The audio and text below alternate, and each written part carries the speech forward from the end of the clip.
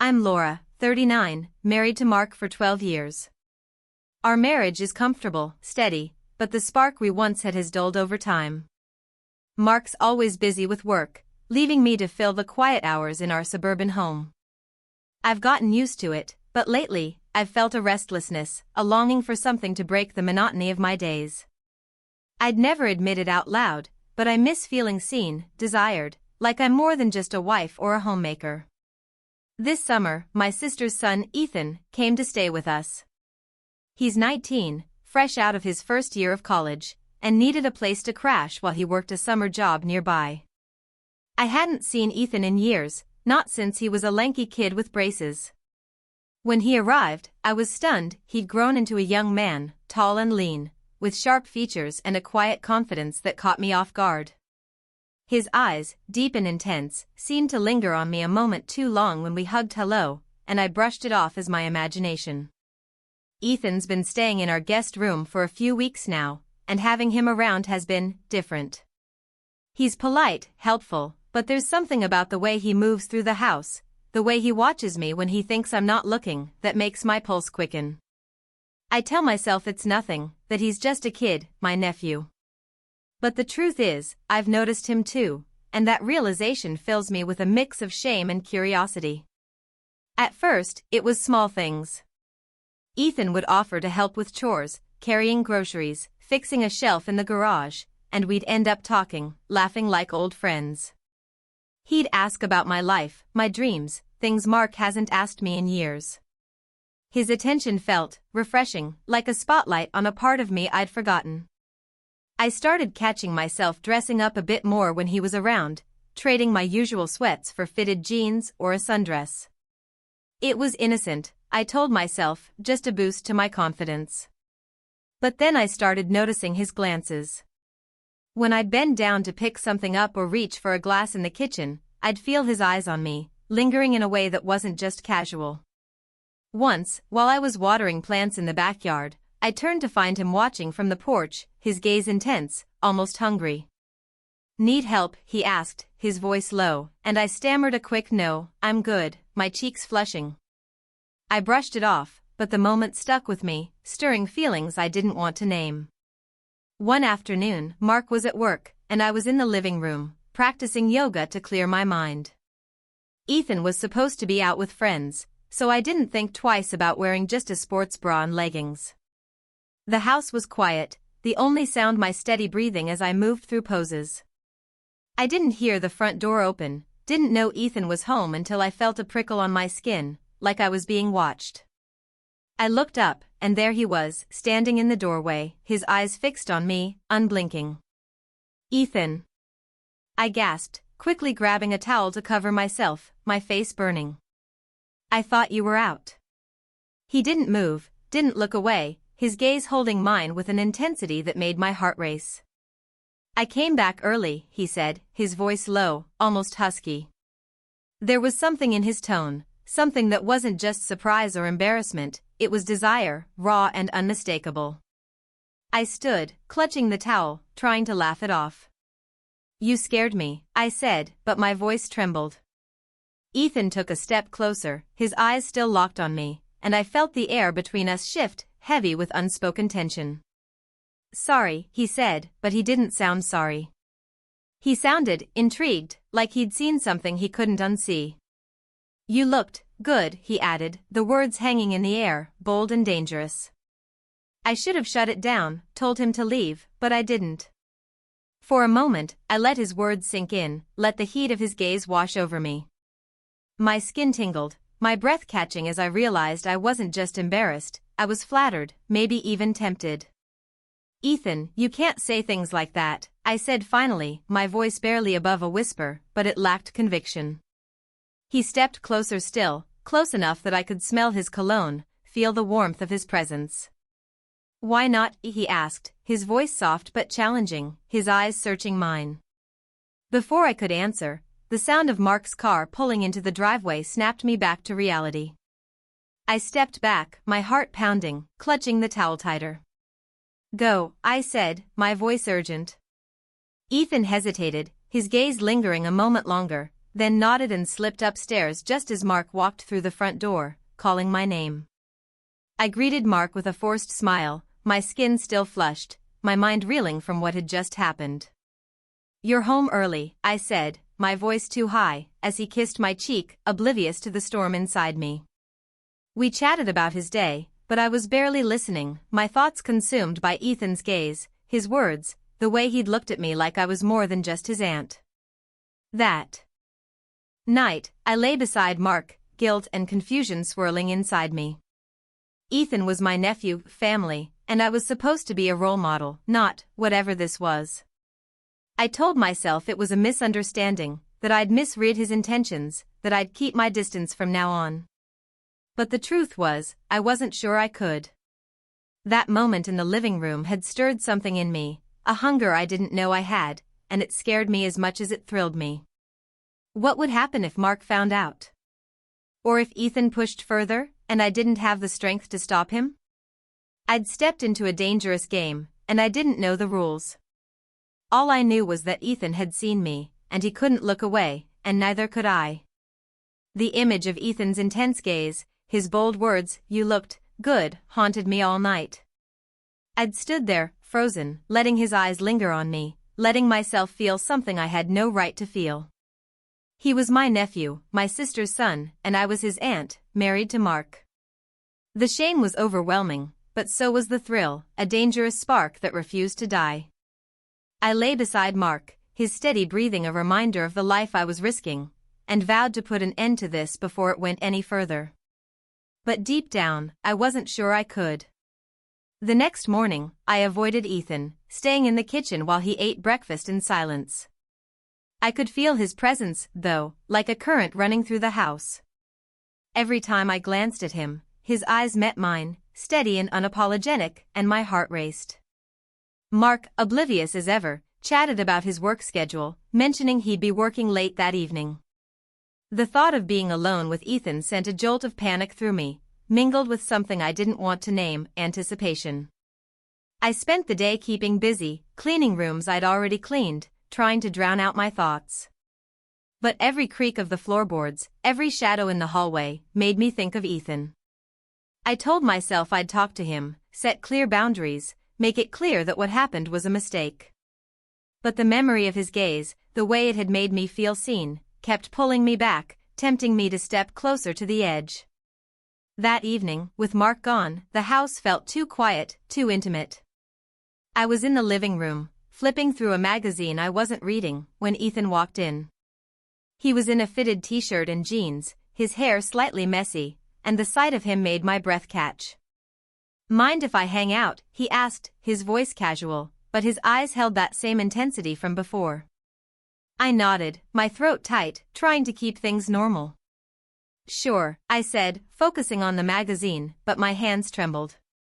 He sat on the couch, closer than necessary, and the air between us grew heavy. "You've been weird today," he said, his tone light but pointed. "Something wrong?" I forced a laugh, avoiding his gaze. "Just busy," I lied, but my voice sounded thin, unconvincing. He leaned forward, resting his elbows on his knees, his eyes never leaving me. "Is it because of yesterday?" he asked, his voice dropping, soft but direct. My heart pounded, and I gripped the magazine tighter. "Ethan, we can't talk about that," I said, my voice barely steady. "It was inappropriate. I'm your aunt. You're my nephew. We need to forget it happened."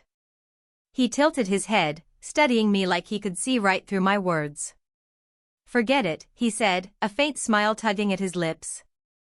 "I don't think you want to forget it, Laura." The way he said my name, low and deliberate, sent a shiver down my spine. I stood, needing distance, but he stood too, closing the gap between us. "Ethan, stop," I said, but my voice wavered, betraying me. He stepped closer, his eyes searching mine, and I felt the heat of his presence, the same dangerous pull I'd felt before. "I saw the way you looked at me," he said, his voice a whisper. "You felt it too." The living room seemed to shrink, the world narrowing to just the two of us. Ethan's hand reached out, brushing my arm, his touch light but electric. Tell me I'm wrong, he said, his voice a challenge, his fingers lingering on my skin. My breath caught, my mind screaming to pull away, but my body leaned into his touch, drawn by a force I couldn't fight. His hand slid to my wrist, his thumb tracing slow circles, and I felt my resolve crumbling. Ethan, we can't, I whispered, but the words were weak, drowned out by the pounding of my heart. He stepped closer, his body inches from mine, his eyes dark with something that wasn't just curiosity, it was desire, raw and undeniable. Why not, he murmured, his voice soft but insistent, his hand moving to my waist. The touch was tentative but firm, and I didn't push him away. For a moment, I let myself feel it, let the heat of his hand burn through me, awakening a hunger I'd buried deep. Then, in a reckless moment, I let it happen. I leaned in, my lips brushing his, soft and hesitant at first, then deeper, hungrier. His hands tightened on my waist, pulling me against him. And the kiss ignited something wild inside me. It was wrong, so wrong, but it felt like the only thing that mattered. My hands found his shoulders, gripping the fabric of his shirt, lost in the intensity of it. But then, a loud thud from the front door snapped me back to reality. I pulled away, gasping, my heart racing. What was that? I whispered, panic flooding me. Ethan's eyes widened, but before he could answer, I heard Mark's voice calling, Laura? You home? He was back early, too early. I pushed Ethan back, my hands trembling. Go, I hissed, pointing to the stairs. He hesitated, his gaze still locked on mine, then nodded and slipped upstairs just as Mark walked into the living room, looking tired but smiling. Hey, sweetheart, Mark said, pulling me into a hug, completely unaware of the chaos in my chest. I forced a smile, my lips still tingling from Ethan's kiss, my mind screaming with guilt. You're early, I said, my voice too high, as he kissed my forehead. We sat on the couch, Mark talking about his day, but I was barely listening, my thoughts consumed by what I'd just done. Ethan was upstairs, probably listening, and the weight of our secret pressed down on me like a vice. As Mark headed to the kitchen for a drink, I glanced at the stairs, half expecting to see Ethan there, watching me with that same intense gaze. I didn't, but the thought sent a thrill through me, mingled with dread. I'd crossed a line I couldn't uncross, and the consequences were looming. What if Mark had come home a minute earlier? What if Ethan said something, or pushed for more? I was trapped in a dangerous game, and I didn't know how to stop playing. That night, as I lay beside Mark, I heard a soft creak outside our bedroom door. My heart stopped. Was it Ethan? Was he standing there, waiting for me to make the next move? I didn't dare check, but the possibility burned in my mind, a mix of fear and forbidden longing. I was walking a tightrope, and one slip could destroy everything, my marriage, my family, my entire world. The soft creak outside my bedroom door lingered in my mind, a chilling reminder of the secret I'd buried in that reckless kiss with Ethan. His lips, his hands, the way he'd looked at me like I was the only thing that mattered, it was wrong, so wrong, but it had awakened a part of me I couldn't silence. I lay beside Mark, his arm heavy across me, and felt like a stranger in my own life.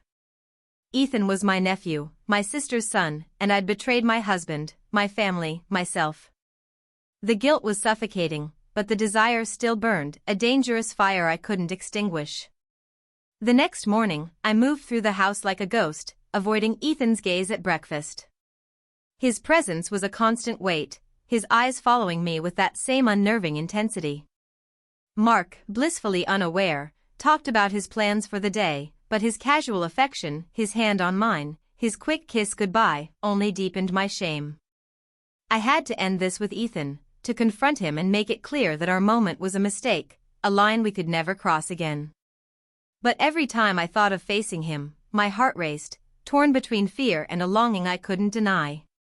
When Mark left for work, the house felt too small, too charged with the secret between Ethan and me. I knew he'd be leaving for his summer job soon, and I clung to the hope that distance would make this easier. But as I cleaned the kitchen, trying to distract myself, I heard his footsteps behind me. Laura, he said, his voice low, and the sound sent a shiver down my spine. I turned, and there he was, standing too close, his eyes dark with something that wasn't just regret, it was need. "We need to talk," I said, my voice trembling but firm, gripping the counter for support. "What happened last night, it was a mistake. It can't happen again, Ethan. You're my nephew. I'm married." He didn't move, his gaze steady, almost defiant. "A mistake," he said, stepping closer, his voice soft but challenging. "You didn't kiss me like it was a mistake." His words hit me like a punch, stirring the memory of his lips, the heat of his touch. I shook my head, backing away, but the counter trapped me. "Ethan, stop," I said, my voice breaking. "This is wrong. If Mark finds out, it'll destroy everything." He tilted his head, studying me, and took another step, closing the distance. "He doesn't have to find out," he murmured, his hand reaching for mine. His touch was electric, reigniting the fire I'd tried to smother. "I know you feel it too," he said, his fingers intertwining with mine, his voice a seductive whisper that made my knees weak. I yanked my hand away, my heart pounding. "No, Ethan, we can't," I said, but my voice was weak, betraying me. He didn't back down, his hand moving to my arm, his touch slow and deliberate. "Why fight it?" he asked, his eyes locked on mine, dark and pleading. The air between us was thick, charged with a tension I couldn't escape. I wanted to push him away, to run. But my body leaned into his touch, drawn by a force stronger than my will. In a moment of weakness, I let him pull me closer, his hand sliding to my waist, his breath warm against my cheek. "One more time," he whispered, and before I could protest, his lips found mine again. The kiss was desperate, consuming, a fire that burned away every thought of right and wrong. My hands gripped his shirt, pulling him closer, lost in the intensity of it. For a moment, I didn't care about Mark, about my sister, about the consequences. But then, a sharp voice cut through the haze. "Laura." I froze, pulling back, my heart stopping as I saw my sister, Karen, standing in the kitchen doorway, her face pale with shock. She'd come by unannounced, her key still in her hand. Ethan stepped back, his expression tense, but the damage was done. What is this?" Karen stammered, her voice trembling, her eyes darting between us. I stood there, my lips still tingling from Ethan's kiss, my mind racing for an excuse, but none came. The truth was written all over me, my flushed face, my trembling hands, the guilt in my eyes. "Karen, it's not," I started, but my voice broke, tears welling up. She shook her head, her face contorting with disbelief and anger. "My son," she choked out, her voice rising. "You're his aunt, Laura. How could you?" Ethan tried to speak, his voice low. "Mom, it's not her fault," but Karen cut him off, her eyes blazing. "Don't you dare defend this," she snapped, turning to me. "You were supposed to take care of him, not this." Her words hit me like a knife, each one slicing deeper than the last. I sobbed, reaching for her, but she stepped back, shaking her head. "I trusted you," she whispered, her voice breaking. "You're my sister." I wanted to explain, to beg for forgiveness, but there was no fixing this. Karen turned to Ethan, her voice cold. "Pack your things. You're coming home with me. Now."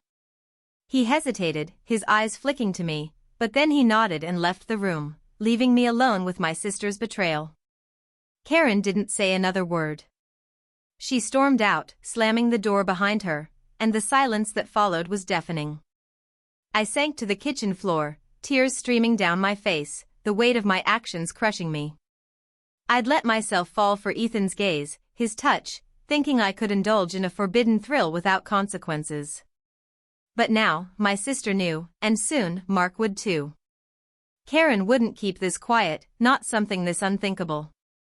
My marriage, my family, my entire world was unraveling, and I had no one to blame but myself. When Mark came home that evening, I tried to act normal, but my red eyes and trembling hands gave me away. "What's wrong?" he asked, his voice full of concern. I opened my mouth to lie, to protect what little we had left, but the truth was a poison I couldn't contain. I messed up, I sobbed, the words spilling out. With Ethan. Mark's face went pale, his eyes widening with shock, then hardening with betrayal. What? He whispered, his voice barely audible. I told him everything, the words tearing me apart as I watched his love for me crumble. He didn't yell, didn't fight. He just stood there, his silence more painful than any words. I need time, he said finally, his voice hollow, and walked out, leaving me alone in a house that felt like a tomb. I'd chased a moment of desire, a fleeting thrill that made me feel alive, and it had cost me everything, my husband, my sister, my family. Ethan's gaze had drawn me in, and I hadn't looked away until it was too late. Now, I was left with nothing but guilt and the wreckage of my choices. Some temptations are too dangerous to touch, some secrets too heavy to bear. I learned that the hard way, and I'd carry the scars of this betrayal forever.